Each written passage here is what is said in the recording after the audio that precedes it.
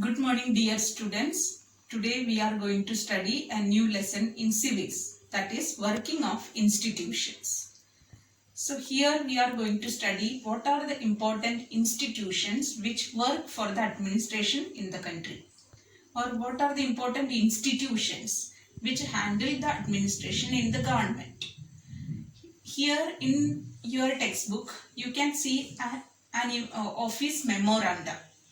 An office memorandum.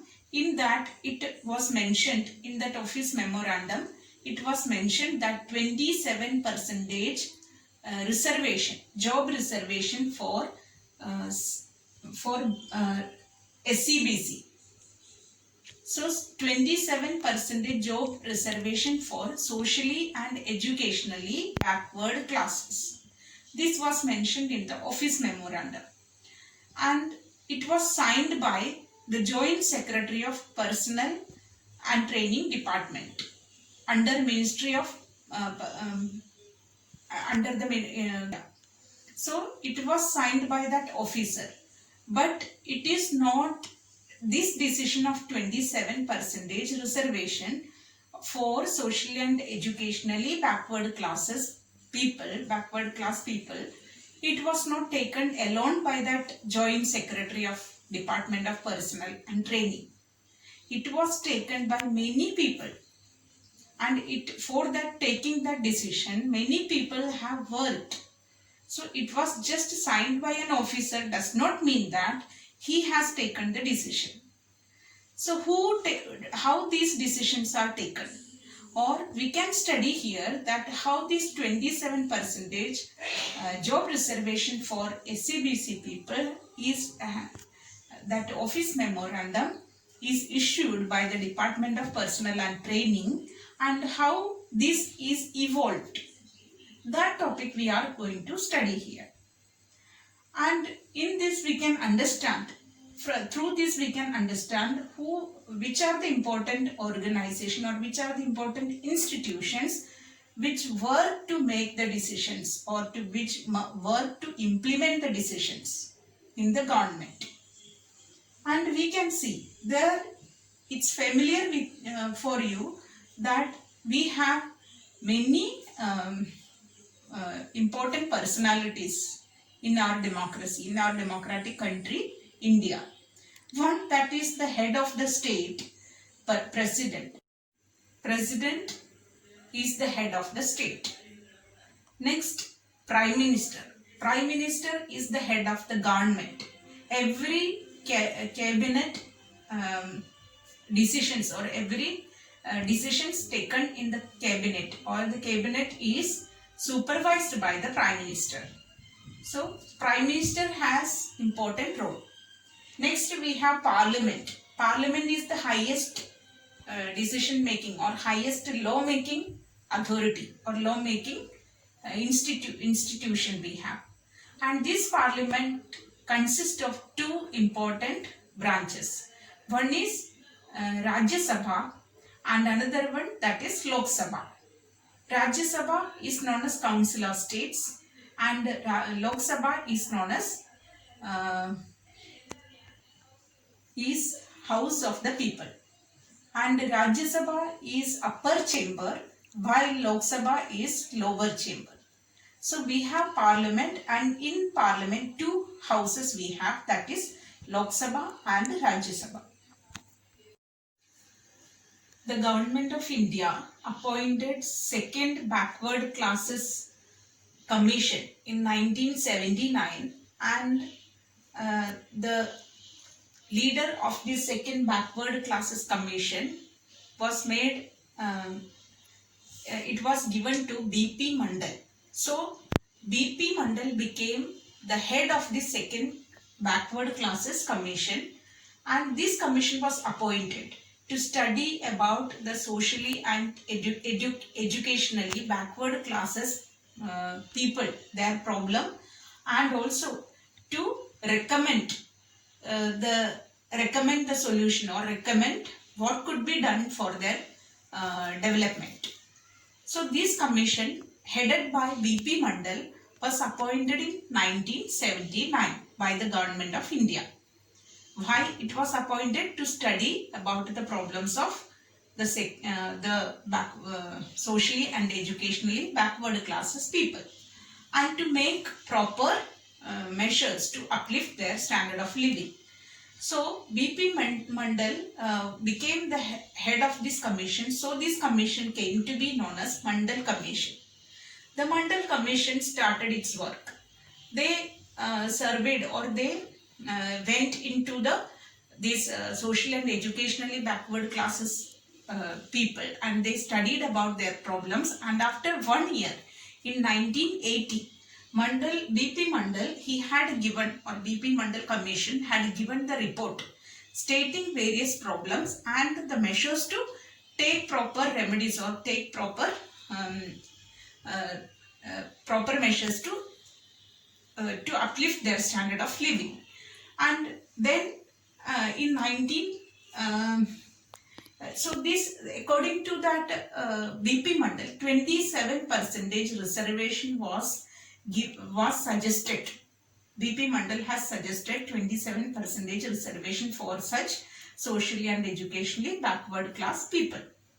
And later in this year, we can see election took place, and in this Lok Sabha election, Janata Dal party, which took this 27% reservation, if they come into power, they will implement 27% reservation for SCBC people. That was their election manifesto. So when the Lok Sabha election was conducted during the year, the manifesto or election manifesto, or their agenda was to give that 27% reservation for SCBC people. Then election took place, and in the election Janata Dal win, because the election manifesto suggested, or their agenda was to give 27% reservation. That was the very important issue at that time. That party won the seats, and VP Singh became the Prime Minister. VP Singh from Janata Dal, he became, or VP Singh became the Prime Minister. Soon, many developments took place. When the Prime Minister VP Singh came into power from the party Janata Dal, they had to fulfill their agenda, that was 27% reservation.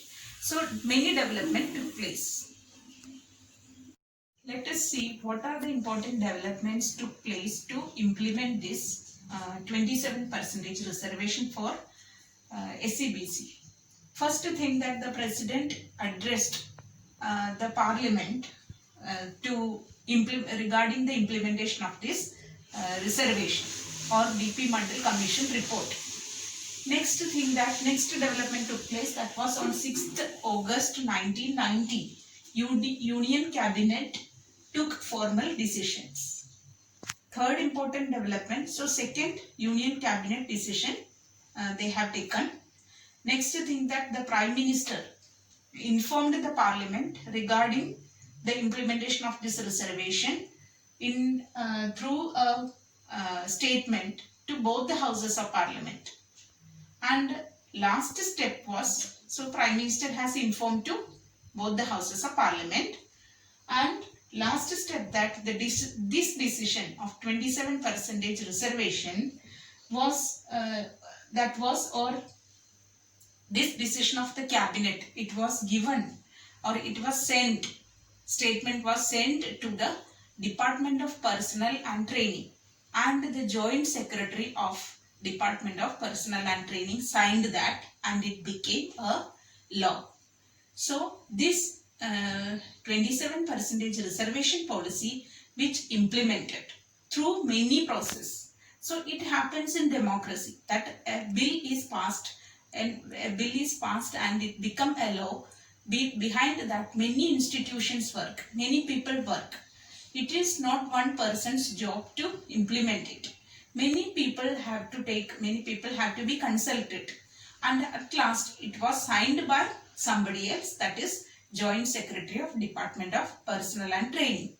And soon the newspaper, media, everything published the news that 27% reservation policy is sanctioned, or it was started, it starts to implement.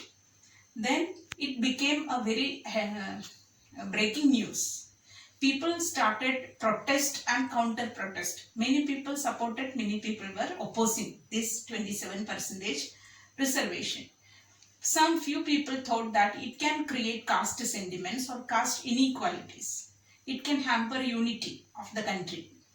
Many people argued that really those who are in need of this 27% reservation would not get it properly, and there it can lead to inequality. So this is and many people can lose their job opportunities because of this 27%.